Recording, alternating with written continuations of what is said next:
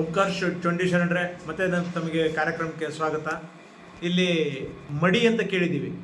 ಈ ಮಡಿ ದೇವಸ್ಥಾನದಲ್ಲಿ ಹಾಗೂ ಈ ಮನೆಗಳಲ್ಲಿ ಬಳಸ್ತಾರೆ. ಇವೆರಡಕ್ಕೂ ಏನು ವ್ಯತ್ಯಾಸ? ಈ ಮಡಿ ಬಗ್ಗೆ ಏನು ಹೇಳ್ತೀರಾ? ನೋಡಿ, ಮನೆಗವ್ರು ಯಾರ್ಯಾರ ಮನೇಲಿ ಏನೇನು ಮಾಡ್ತಿರೋ ಮನೆ ವಿಷಯ ಬೇಡ.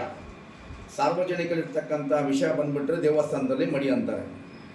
ಮಡಿ ಯಾರು ಅನ್ನಬೇಕು, ಯಾಕೆ ಅನ್ಬೇಕು, ಯಾರಂತಾರಂತ ಅದಕ್ಕೊಂದು ಉದಾಹರಣೆ ಹೇಳ್ತೀನಿ.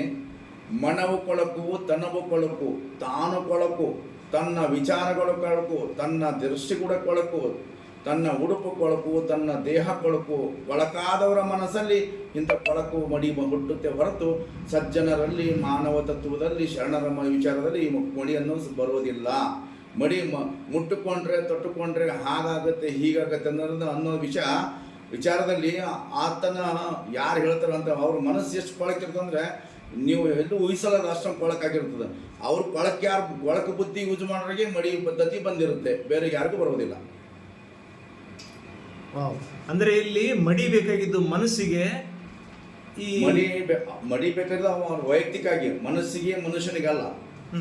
ಮನುಷ್ಯನಿಗೆಲ್ಲೂ ಮಡಿಬೇಕಾಗಿಲ್ಲ, ಮನಸ್ಸಿಗೂ ಮಡಿಬೇಕಾಗಿಲ್ಲ. ಆ ಒಂದು ಮೇಲುವರ್ಗಕ್ಕೆ ಮತ್ತು ನಾನು ಅನ್ನೋ ಕತ್ತರ ಕೋಣೆ ಇದ್ದು ಅರಿವಿಲ್ಲದೆ ಇರ್ತಾರಲ್ಲ ಅಂಥವ್ರಿಗೆ ಮಡಿಬೇಕಾಗಿದೆ. ಓಕೆ, ಈ ರೀತಿನಲ್ಲಿ ಬೇರೆಯವ್ರನ್ನ ತುಳಿತಕ್ಕೊಳಗೆ ಮಾಡ್ತಾ ಇದ್ದಾರೆ.